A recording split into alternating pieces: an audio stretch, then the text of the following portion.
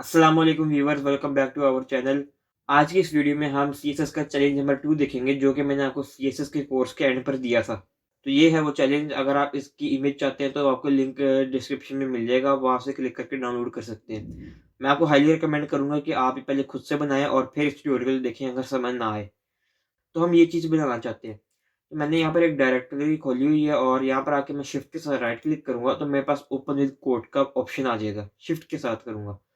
याद रखिएगा, मैं वीएस कोड का इस्तेमाल कर रहा हूँ, तो ये तभी ऑप्शन आएगा जब आप वीएस कोड का इस्तेमाल कर रहे होंगे। सिंपल सी यहाँ पर एक index.html के नाम से हम एक फाइल बना लेते हैं सबसे पहले। और यहाँ पर एक बॉयलर प्लेट लिख देते हैं, सिंपल सा यहाँ पर टेक्स्ट लिख देते हैं। लेट्स से ये हमारा चैलेंज नंबर 1 है सीएसएस का, तो यहाँ पर मैं CSS3 चैलेंज नंबर 1 लिख दूंगा। अब इसको यहाँ पर बॉडी के अंदर आके मैं कुछ चीज़ लिख देता हूँ, H1 hello world, let's say. अब यहाँ पर मैंने एक एक्सटेंशन डाउनलोड कर रखी है लाइव सर्वर के नाम से। अगर आप यहाँ पर आएँ और लाइव सर्वर लिखें वीएस कोड के अंदर, तो आपको यहाँ पर मिल जाएगी। ये है वो एक्सटेंशन। तो अब जब आपने ये इंस्टॉल कर लेनी है, उसके बाद आपने रिलोड करना है और यहाँ पर क्लिक कर दें गूगल लाइव के बटन पर, या फिर राइट क्लिक करें और ओपन विद लाइव सर्वर के बटन पर क्लिक कर दें। ऐसा करने से क्या होगा कि आपके ब्राउजर के अंदर एक सर्वर खुल जाएगा और आपको बार बार रिफ्रेश करने की जरूरत नहीं पड़ेगी, ऑटोमेटिकली रिफ्रेश कर देता है चेंजेस को।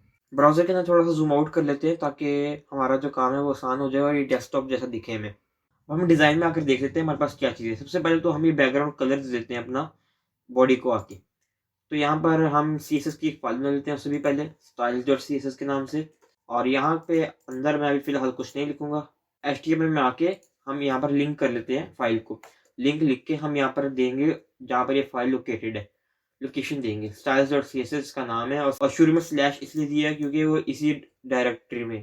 तो यहाँ पर अभी तो हमने सेव कर लिया और यहाँ पर कोई चेंज नज़र नहीं आया। तो ऐसा करते हैं, बॉडी पे आके बॉडी को सिलेक्ट करते हैं और यहाँ पर हम कहते हैं बैकग्राउंड कलर दे दो इसे, ये वाला। ये हमारा एक बैकग्राउंड कलर है जो मैंने कॉपी किया है वहाँ से। तो आप देख सकते हैं ये हमारा बैकग्राउंड कलर सेम आ गया यहाँ पर। तो अब यहाँ पर हो क्या रहा है, आप देख सकते हैं कि पहला काम तो ये है कि सारा जो टेक्स्ट है हमारा वो व्हाइट है। तो ऐसा करते हैं कि बॉडी पे ही ना हम कर देते हैं कलर व्हाइट, यानी जो टेक्स्ट का कलर है वो हमारा व्हाइट हो जाएगा। तो जितने भी कलर होंगे इसके अंदर सारे ऑटोमेटिकली व्हाइट हो जाएंगे। तो ये व्हाइट हो गया और भी कोई कलर होगा तो वो भी व्हाइट हो जाएगा। अब नेक्स्ट चीज़ आपको नज़र आ रही है कि यहाँ पर जितने भी फ़ॉन्ट इस्तेमाल हो रहे हैं वो सेरिफ है। ये थोड़ा-सा डिफरेंट फ़ॉन्ट है। एक्सक्यूज़ मी, ये सेरिफ है और यहाँ पर जो है वो सैन सेरिफ है। तो हम सैन सेरिफ का इस्तेमाल करेंगे। यहाँ पर बॉडी पे ही फ़ॉन्ट फैमिली लिख देंगे और लिखेंगे सैन सेरिफ। मैं लिखकर सेव करूँगा तो इससे मिलता-जुलता एक फ़ॉन्ट आ गया।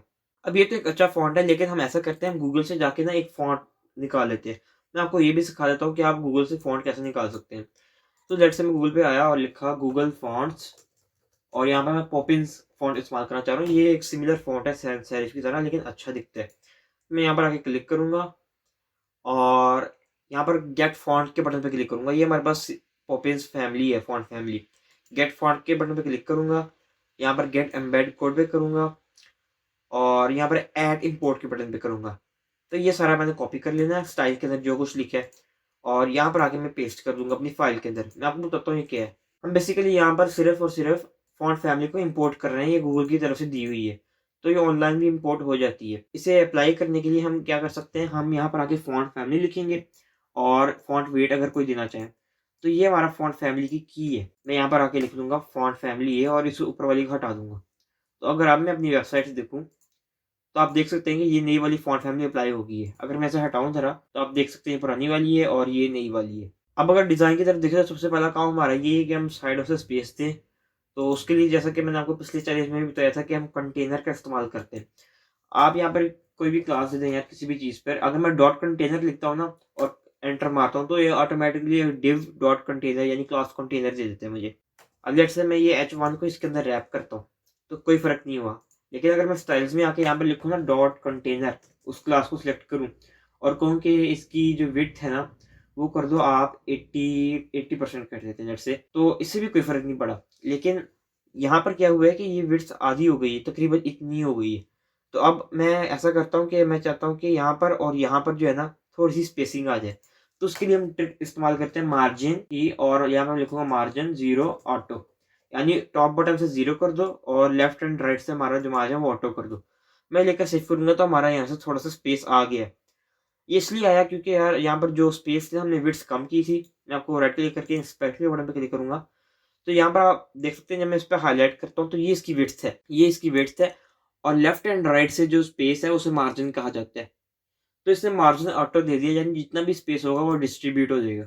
अब यहाँ पर देखें तो सबसे पहला काम इसने किया है कि यहाँ पर एक लोगो है और यहाँ पर एक नैव बार है, यहाँ पर एक हैमबर्गर मेन्यू भी है। तो हम ये इन तीनों चीज़ों को सबसे पहले बना लेते हैं। तो अगर मैं index.html के अंदर आऊँ, इस सबको फिलहाल के लिए इरेज कर देते हैं और हेडर लिखते हैं, क्योंकि यार हमारा ये हेडर में ही आएगा सारा कुछ। हेडर के अंदर एक नैव बार होगा, तो हेडर लिख के ओपन करूंगा और यहाँ पर मैं लिखता हूँ सबसे पहले हमारा एक स्पैन टैग। ठीक है, यहाँ पर मैं इसको एक क्लास देता हूँ लोगो, क्योंकि ये हमारा लोगो होगा सबसे पहले। या इसके अंदर इन्होंने लिखा हुआ है योर लोगो, तो हम यहाँ पर भी आके योर लोगो लिख लेते हैं। फिलहाल ये काफ़ी छोटा नजर आ रहा है। और अगली चीज़, इन्होंने एक नैव बार बनाया हुआ है और उसके साथ एक हैमबर्गर मेन्यू है। तो मैं अब यहाँ पर आके एक नैव बार बना लेते हैं। यहाँ पर मैं लिखूंगा नैव और एंटर की प्रेस करूंगा, हमारे पास नैव का एलिमेंट आ जाएगा।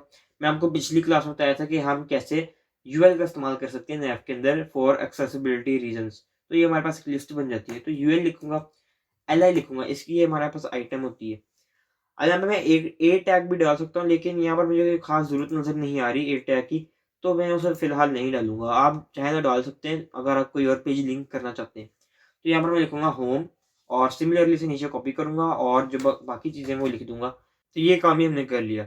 अब यहाँ सीधा हमारा हैमबर्गर मेन्यू। अब हैमबर्गर मेन्यू हम बनाने को रख देते हैं, क्योंकि इसका कोई खास यहाँ पर काम नहीं है। अगर आप बनाना चाहें तो आप ऐसा कर सकते हैं कि गूगल पर जाएं और हैमबर्गर मेन्यू लिखें, हैमबर्गर मेन्यू ट्रांसपेरेंट इमेज, ये लिखकर आप सर्च करेंगे तो आपके पास यहाँ पर इमेजेस आ जाएंगी। आपने कॉपी करके पेस्ट कर देना एग्जैक्ट, तो यहाँ पर आपके पास ये आ जाएगा।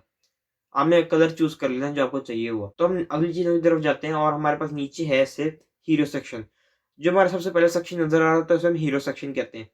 तो यहाँ पर हमारे पास सबसे पहले H1 टैग है हमारा, जो बड़ा लिखा हुआ है, उसके नीचे P टैग है और उसके नीचे एक बटन है। यहाँ पर आपको एक रेक्टेंगल नजर आ रहा होगा, ये हम बना लेंगे डिजाइनिंग की मदद से। सबसे पहले हम H1 और P टैग को लिख लेते हैं। यहाँ पर आएंगे, हेडर को एग्जिट करेंगे, सेक्शन टैग ओपन करेंगे, क्योंकि ये हमारा हीरो सेक्शन है। सही पहले मैं यहाँ पर एक मेन दे देता हूँ, क्योंकि ये हमारा मेन कंटेंट यहीं से शुरू हो रहा है। तो सेक्शन को उसके अंदर रैप करते हैं और यहाँ पर मैं सबसे पहले हेडिंग 1 दूंगा, जो कि हमारी है एक्सप्लोर द वर्ल्ड। अब द वर्ल्ड हमारे पास यहाँ पर नीचे है, तो यहाँ पर एक ब्रेक टैग लगा हुआ है, तो हम लिखते हैं explore break tag the world. तो जैसे मैं लिखकर सेव करूंगा हमारे पास आ गया। लेकिन आप देख सकते हैं यहाँ पर द वर्ल्ड छोटा है और एक्सप्लोर बड़ा है। तो इसको अप्लाई करने के लिए मैं ऐसा करूंगा, एक्सप्लोर को रैप कर लूंगा किसी चीज के अंदर, ताकि हम उसे बाद में टारगेट करके उसे स्टाइल कर सकूं। तो रैप करने के लिए ना VS कोड के अंदर एक शॉर्टकट की होती है। अगर मैं कंट्रोल शिफ्ट P दबाऊंगा और यहाँ पर आके लिखूंगा रैप विद एब्रीविएशन, जो कि मेरे पास ऑप्शन आ गई है, तो इस पर क्लिक करूंगा और जिस भी चीज से रैप करना चाहता हूँ ऑटोमेटिकली रैप हो जाएगा। लेट्स से मैं यहाँ पर लिखता हूँ स्पैन, तो इसने ऑटोमेटिकली स्पैन में रैप कर दिया मेरा कंटेंट को। उसके बाद हमारे पास सिंपल सा P टैग और बटन है, तो जल्दी से ये भी कर लेते हैं। यहाँ पर मैं लिखूंगा लॉरम 50 और नेक्स्ट हमारे पास है जी बटन, उसके अंदर लिखा है वो गेट स्टार्टेड। तो ये लिखकर मैंने सेव कर दिया। अब हम अपनी स्टाइलिंग की तरफ चलते हैं। उससे भी पहले आप देख सकते हैं कि हमारा कंटेंट दोबारा जुड़ गया है। तो मैं ऐसा करूंगा कि कंटेनर क्लास दे दूंगा। हेडर पे आएंगे और यहाँ पर क्लास लिखेंगे कंटेनर। तो जैसे मैं लिखकर सेव करूंगा, यहाँ पर स्पेस आ गया। अब मैं चाहता हूँ कि यार मेन के अंदर भी स्पेस आ जाए, तो मैं एक मेन को भी क्लास दे दूंगा। तो यहाँ पर मैंने मेन को भी एक क्लास दे दी और यहाँ पर भी स्पेस आ गया।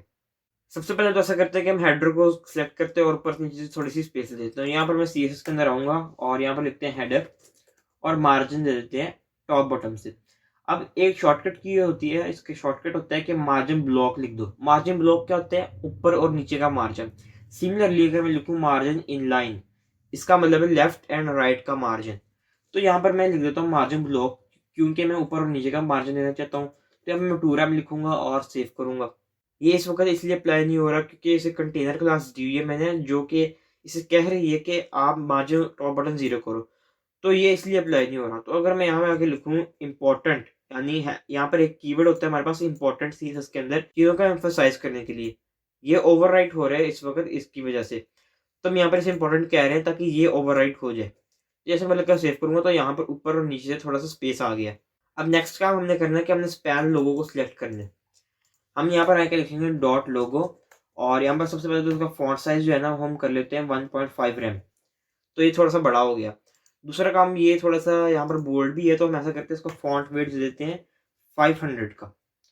500 ऑलमोस्ट सही है। अगर 600 का दूंगा तो ये ठीक लग रहा है। तो आपने यहाँ पर देखा हमारे डिजाइन के अंदर यहाँ पर एक बॉक्स भी है। तो ऐसा करते हैं, हम इस बॉक्स को भी डिजाइन कर लेते हैं। अब ये कैसे करेंगे? अगर आपको याद हो, मैंने सीएसएस के कोर्स में आपको दो चीजें सिखाई थी, वो था बिफोर एंड आफ्टर सिलेक्टर। तो हम यहाँ पर बिफोर सिलेक्टर का इस्तेमाल करेंगे। बिफोर सिलेक्टर बेसिकली इसलिए इस्तेमाल होता है कि हम कंटेंट से पहले कोई चीज देते हैं, और आफ्टर कंटेंट के बाद के लिए। तो यहाँ पर आगे अगर मैं लिखूं डॉट लोगो डबल कॉलन B4, तो यहाँ पर अगर मैं यहाँ पर एक कंटेंट की प्रॉपर्टी दूं और उसे कोई वैल्यू ना दूं, फिलहाल एम्प्टी स्ट्रिंग्स दे दूं, तो यहाँ पर सेव करूं तो यहाँ पर कुछ भी नहीं आया। सबसे पहले मैं यहाँ पर विड्थ दूंगा कि यार मुझे कितनी विड्थ की चीज चाहिए। तो लेट्स से मैं चाहता हूँ कि 20 पिक्सल हो। हाइट में क्या दूंगा भाई, ऑटो, लेट्स से उसको भी 20 पिक्सल कर देते हैं। और अगर मैं अब सेव करूँ, अभी भी कुछ नहीं आया। ऐसा करते हैं, बैकग्राउंड कलर दे देते हैं। बैकग्राउंड कलर दूंगा और लेट्स से वाइट, अभी भी कुछ नहीं आया, ये क्यों?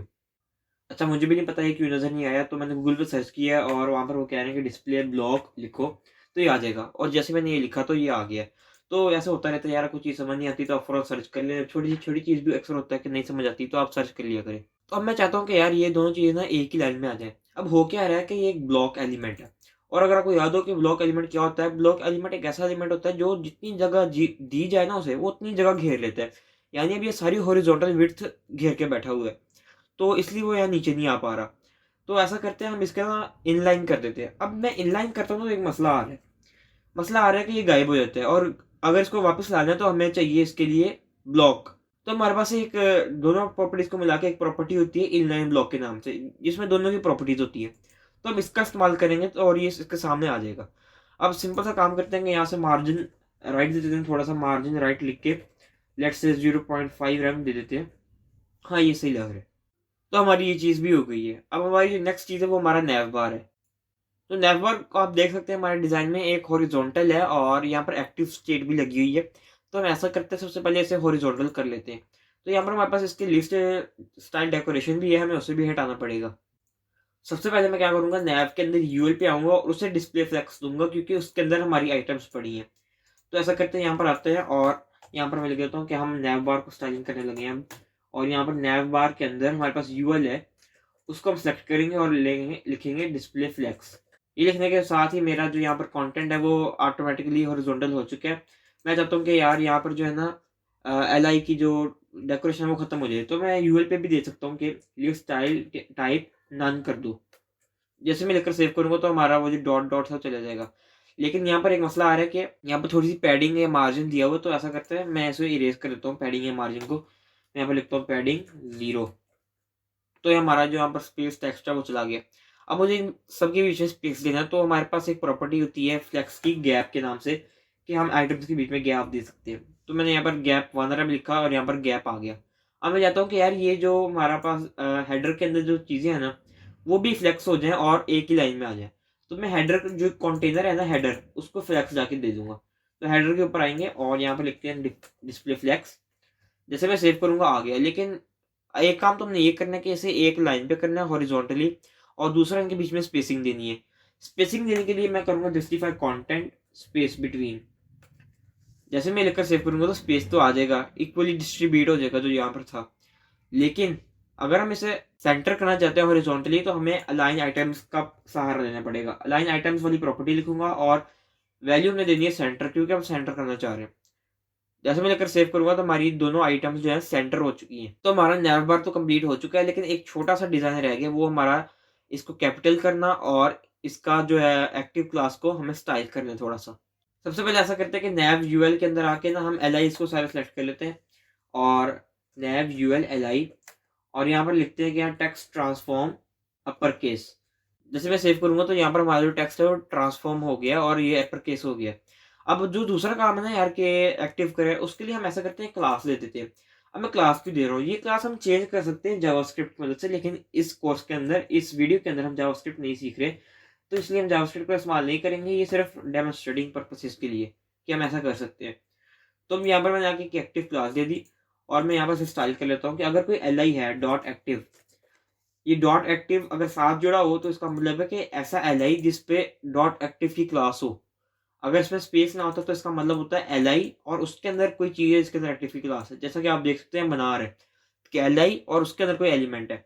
लेकिन जब मैंने यहाँ पर स्पेस नहीं दी तो कोई एल आई है जिसकी क्लास एक्टिव है, तो उसको मैं सेलेक्ट कर रहा हूँ। तो इसको सेलेक्ट करके मैं सबसे पहले बॉर्डर देता हूँ, let's say 2 pixel solid white हम देख लेंगे, और बॉर्डर रेडियस दिया हुआ है उन्होंने, हम काफ़ी बड़ा नंबर दे देते हैं 9 पिक्सल, और वो राउंड हो गया, लेकिन पैडिंग देनी पड़ेगी हमें साथ थोड़ी सी। पैडिंग टॉप बॉटम से लेट्स से 0.25 रैम और लेफ्ट एंड राइट से 0.75। जैसे मैं लेकर सेव करूंगा तो हमारी पैडिंग आ गई है, नॉर्मल है, लेकिन जो बॉर्डर है हमारा वो थोड़ा बोल्ड होना चाहिए। और ऐसा करते हैं, इसे बढ़ा देते हैं, 1 कर देते हैं साइडों से, और ऊपर नीचे हम 3 कर देते हैं। अब यहाँ पर एक मसला आ रहा है कि ये आइटम तो सही नज़र आ रही है, लेकिन ये सब ऊपर को है। तो ऐसा करते हैं, हम जो नैव यूएल था ना, उधर आगे अलाइन आइटम सेंटर कर देते हैं, जो हमने ऊपर किया था। अलाइन आइटम सेंटर करूंगा तो ये भी फिक्स हो गया प्रॉब्लम। और गैप थोड़ा सा बढ़ा देते हैं, जैसे 2 रैम कर देते हैं, तो अब अच्छा लग रहा है। जैसा कि मैंने आपको कहा था कि हम हैमबर्गर मेन्यू नहीं बनाएंगे फिलहाल के लिए, क्योंकि इसका यहाँ पर कोई काम नहीं है। तो अब हम अपने हीरो सेक्शन की तरफ आते हैं। अब यहाँ पर हमारे हीरो सेक्शन में सबसे पहली चीज़ जो है वो हमारा है H1। अब H1 को सिलेक्ट करते हैं सबसे पहले। तो यार मेरे वेबसाइट के अंदर इतने सारे H1 नहीं है, तो इसलिए मैंने सिर्फ एक ही H1 है, तो इसे सिलेक्ट कर लिया मैंने। अगर आप चाहें तो यहाँ पर आके क्लास दे सकते हैं हेडिंग के नाम से, लेकिन मुझे वो करने की ज़रूरत नहीं है। तो यहाँ पर मैं सिलेक्ट करूँगा, फॉन्ट साइज लिखूंगा लेट्स से 4 रैम। तो ये काफ़ी बड़ा नज़र आ रहा है और मुनासिब है। 5 रैम अगर मैं करूँ तो ये ठीक लग रहा है। और अगर मैं यहाँ पे जो हमारा स्पैन था, स्पैन हमारा एक्सप्लोर के इर्द गिर्द है, तो ऐसा करते हैं हम इसे ना द वर्ल्ड के इर्द गिर्द कर लेते हैं, ताकि हम उसका साइज छोटा कर सकें। तो मैंने द वर्ल्ड को स्पैन के अंदर रैप कर दिया और एक्सप्लोर को ऐसे ही रहने दिया। अब मैं H1 के अंदर आऊँगा और कहूँगा कि भाई H1 का अंदर जो स्पैन है ना, उसको सेलेक्ट करो, और उसका जो फॉन्ट साइज है तो 3 रैम कर देते हैं। जट से 3 रैम काफ़ी छोटा है, यहाँ पर इन्होंने थोड़ा सा बड़ा दिया हुआ है। 3 रैम ऑलमोस्ट सेम लग रहा है मुझे तो यहाँ पर। तो हम ऐसा करते हैं, इसका फॉन्ट वेट कम कर लेते हैं सबसे पहले तो 500, ये ठीक लग रहा है। और यहाँ पर काफ़ी सारी स्पेसिंग आ रही है। अब ये देखते हैं स्पेसिंग क्यों आ रही है। ये स्पेसिंग इसलिए आ रही है क्योंकि इसकी लाइन हाइट बहुत ज़्यादा है। तो ऐसा करते हैं, हम H1 पे आते हैं और कहते हैं इसकी लाइन हाइट कम कर दो। लाइन हाइट हम लिखेंगे, इस प्रॉपर्टी का नाम है। लाइन हाइट लिखकर मैं लिखूंगा लेट्स से 2 रैम। यहाँ पर लाइन हाइट करना है हमें, ना कि लिस्ट हाइट। तो ये थोड़ा काफ़ी छोटा है, और हम 3 रैम करके देख लेते हैं। 3 रैम भी नहीं सही, 4 अराउंड ठीक लग रहा है। मैं लेट्स से 4.5 कर देते हैं, तो 4.5 मुनासिब है। तो ये डिज़ाइन से हमारे काफ़ी मिलता जुलता है। और द वर्ल्ड जो है वो हमारे पास कैपिटलाइज्ड है, तो यहाँ पर आके टेक्स्ट ट्रांसफॉर्म में हम इसे कैपिटलाइज अपर केस कर देते हैं। तो हमारा एग्जैक्टली सेम स्टाइल हो चुका है। थोड़ा सा मजीद छोटा कर सकते हैं, यहाँ पर आके हम 2 पॉइंट लेट से 65 दे देते हैं इसे, और यहाँ पर आके 600 कर देते हैं। तो ये हमारा ये सेक्शन तो हो चुका। अब जो दूसरी चीज़ है वो हमारा पैराग्राफ है। तो हम सिंपल सा काम करते हैं, जल्दी से आगे पैराग्राफ को सिलेक्ट कर लेते हैं। हमारे पास एक ही पैराग्राफ है तो मैं उसे सिलेक्ट कर लूँगा।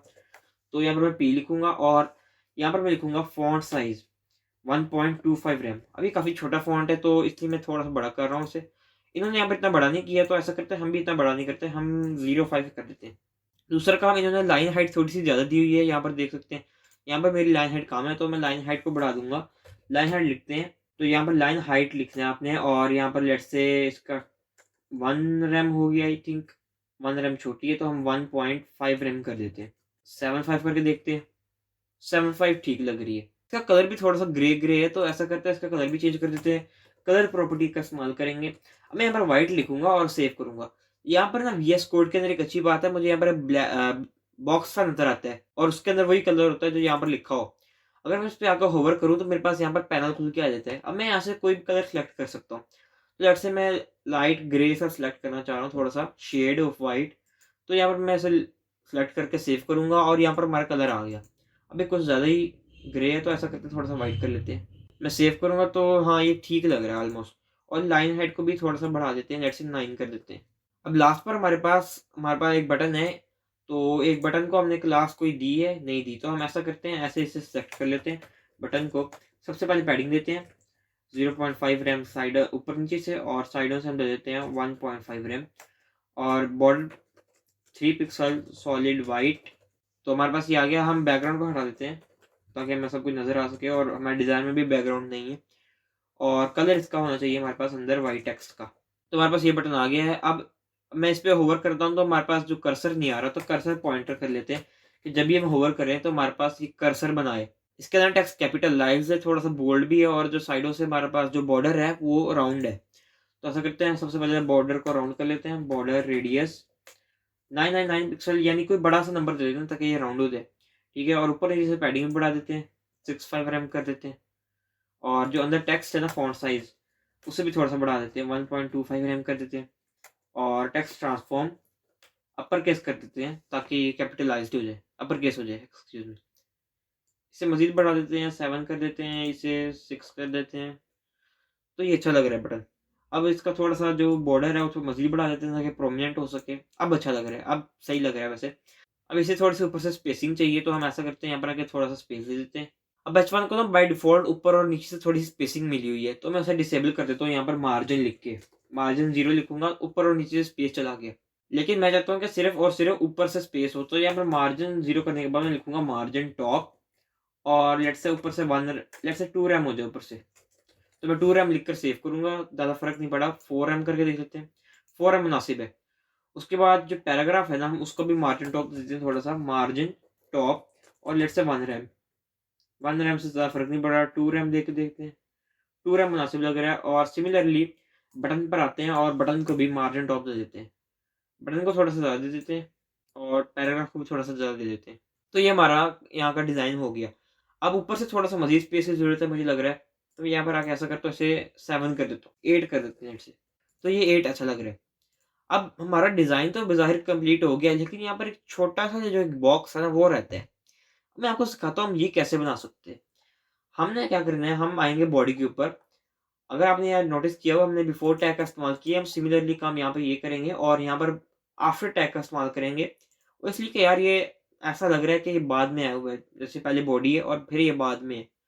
तो सेंस ये बन रही है कि हम आफ्टर टैग का इस्तेमाल करें, आफ्टर सूडो सिलेक्टर का, सॉरी।